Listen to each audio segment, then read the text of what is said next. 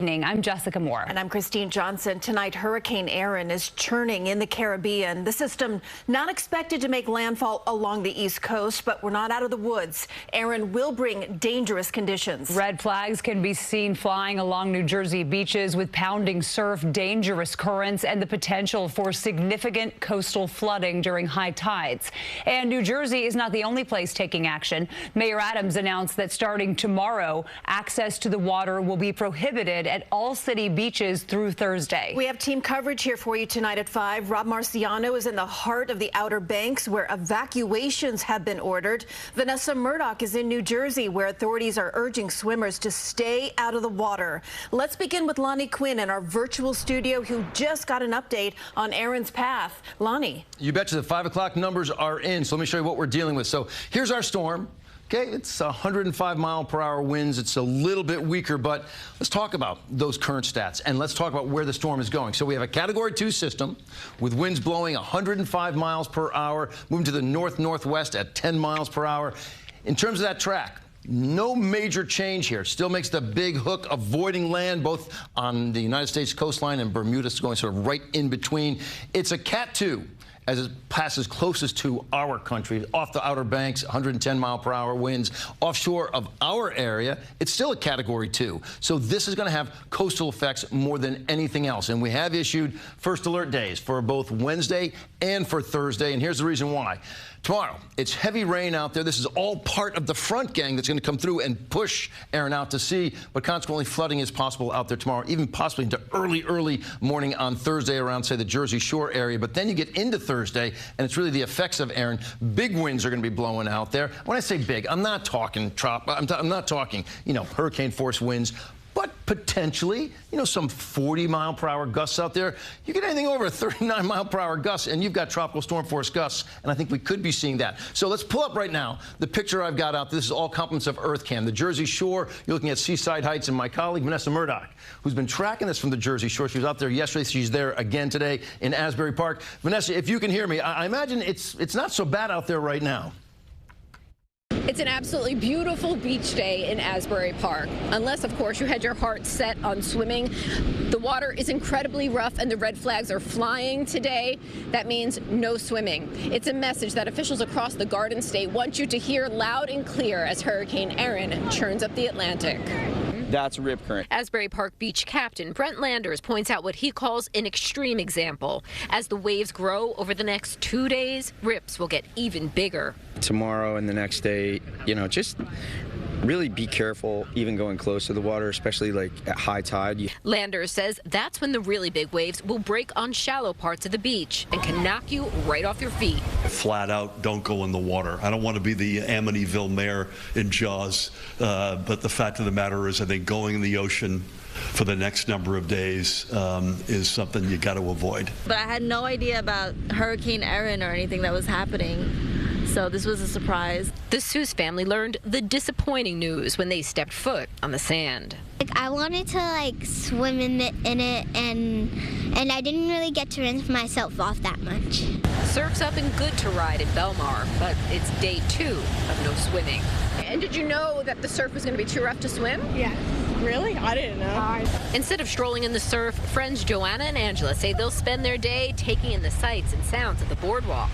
In advance of the worst of what Erin will unleash on our shores, Asbury Park issued a coastal hazard alert, asking residents to move vehicles in flood-prone areas to higher ground and remove valuables from beach lockers. The DEP's Office of Coastal Engineering completed a coastal erosion survey over 210 miles of beach. If there is severe coastal erosion, we work with the governor and his team to work on potential funding. These waves will likely continue to grow through late Thursday. That's when Erin gets closest to us offshore. By then, they could peak around 12 feet high.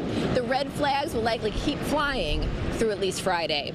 From Asbury Park, New Jersey, Vanessa Murdock, CBS News, New York. Long Island communities are also bracing for Erin's impact. In Hempstead, town officials are closing beaches because of the rip current risk. Today, beachgoers were allowed to get in the water up to their knees.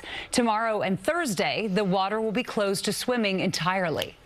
Storm's impact will be felt in the water, not in the sky. You might even notice cooler weather, less humidity, But let me be very clear. This is absolutely not an invitation to go in the water. It's not an invitation to go swimming or surf.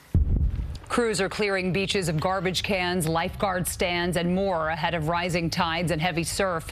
Sand is being piled at public access points to help preserve dunes. Town leaders say they will make a decision on Thursday about whether to reopen the beach on Friday. And in North Carolina, the Outer Banks bracing for Erin's impact. The popular summer vacation spot has ordered mandatory evacuations. Rob Marciano is at Rodanthe Beach in North Carolina with more. So, Rob, what are the last-minute preparations that you see happening right now in the Outer Banks? Well, you know, the emergency managers that we've talked to, Jessica and KJ, is that basically you should have it done by now. But what they've been working on is to try to keep these roads as clear as they can. We are near the main artery that connects all of Dare County. We're coming up on high tide, and you can see just how high the water gets. This is normally, or used to be, like 100 yards of sand. They're losing about 10 feet of beach every year, and there are homes up and down this beach that are precariously on the perch of falling into the ocean. We think we're going to see that. But this water is going to breach some of these dunes. It's going to get into some of the roadways. So we've seen heavy equipment trying to kind of huff up the dunes, reinforce them, and protect the roadway, because once this roadway is flooded, or worse yet, completely cut off, then everybody south of here is cut off as well. There's been a fair amount of people that evacuated. Most tourists have, but folk who live here year-round and live off the beach, they are staying, and they're like, if we get cut off, we get cut off. If we get supplies, and we'll hunker now for several days to come. But they've seen this before, and sometimes when you get a major storm like this, as big as it is, not making landfall, it can be worse than like a Category 1 making a direct hit. So this is not a good situation for the folks here in North Carolina. Yeah, it certainly doesn't sound like it, Rob. Thank you so much for that live report. Chopper 2 captured some big waves here at Sandy Hook, and then at city beaches, well, they will be closed tomorrow and Thursday. Within the last hour here at Coney Island, you can see not a lot of people there on the sand. We do have team coverage here tonight. Jennifer McLogan shows us preps happening on Long Island beaches. Let's begin here in studio. Meteorologist Scott Padgett and our forecast, Scott. Hi there, Christine. And taking a look right now at Hurricane Erin, you can see that center of circulation well down towards our south and east, approximately about 980 miles south and east of us here in the tri-state. As we zoom our way down just a bit more, look how large Hurricane Erin is. Hurricane force winds extending it out about 80 miles. Tropical storm force winds out by 280 miles. So really seeing a very large storm with winds sustained near 105 miles per hour. It's moving north-northwest now at 10. So on that track, we'll continue that northerly track through tomorrow, continue as a Category 2 by Thursday into Friday, working its way further off towards the north and east. That's its closest approach to us here in the tri-state. But already we are seeing the surf going up. That rip current risk also elevated. It's a high category along the South Shore and the Jersey Shore. That is now all the way through Friday. On top of that, high surf advisory Wednesday and Thursday. Look at this. At times on Thursday, possibly waves up to 9 to 15 feet on the South Shore. Along the Jersey Shore, possibly 8 to 13 feet. There's no reason that you needed to be in the water at all. We have issued first alert weather days for a couple of things. Now, for tomorrow, it's going to be heavy rainfall. We're going to see some heavy rain as the frontal boundaries moving in, some localized flooding possible. Thursday morning, early morning rain, and then in the afternoon hours, the winds is the coastal concerns due to Erin. That's why we issued that first alert weather day. Now, right now, it's beautiful as you take a look outside. Temperatures nice and comfortable in the lower 70s. Dew point in the 50s. That all changes as we have that rain on the way. We'll have more with the first alert futurecast coming up, Christine. Okay, Scott. Well, let's talk more about the danger at the Jersey Shore. Swimming is now off limits as beaches up and down the coastline. You can already see the storm churning in the Atlantic. Governor Murphy urging residents to make good decisions. Flat out, don't go in the water. I don't want to be the Amityville mayor in Jaws, but the fact of the matter is I think going in the ocean for the next number of days is something you got to avoid. Tomorrow and the next day, you know, just really be careful even going close to the water, especially like at high tide. And officials in Asbury Park issued a coastal hazard alert, asking residents to move vehicles to higher ground and away from areas likely to flood. And then there's lifeguards on Long Island that had some big challenges today as dozens of beaches closed to swimming, or they even imposed restrictions. Jennifer McLogan reports that flooding, erosion, and dangerous rip currents are expected.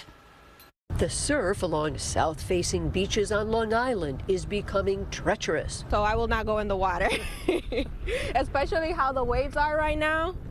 It's looking really bad. Lifeguards will remain on duty, but are imposing swimming restrictions and bans.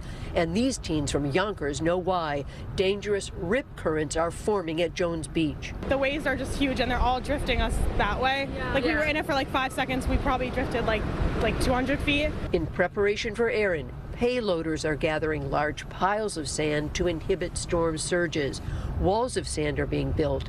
Garbage receptacles and lifeguard chairs are being removed. Sandbags at the ready. Hempstead town beaches may not reopen until Friday at the earliest. We urge everyone to heed all warnings, stay informed, and respect the power of nature. Boaters are urged to secure all vessels, says the Bay Constable. Both our inlet areas here are going to be very high surf, very dangerous conditions. If waves break at 15 feet in the coming days, coastal flooding and beach erosion are expected at high tides. After Superstorm Sandy, we got a loader, we got a bulldozer, and we create a wall of sand so that will protect the infrastructure here at the Central Mall. The site is magnificent, but not one to challenge. We've been coming here for a long time, and this is pretty rough actually, but beautiful. From Jones Beach State Park, Jennifer McLogan, CBS News, New York.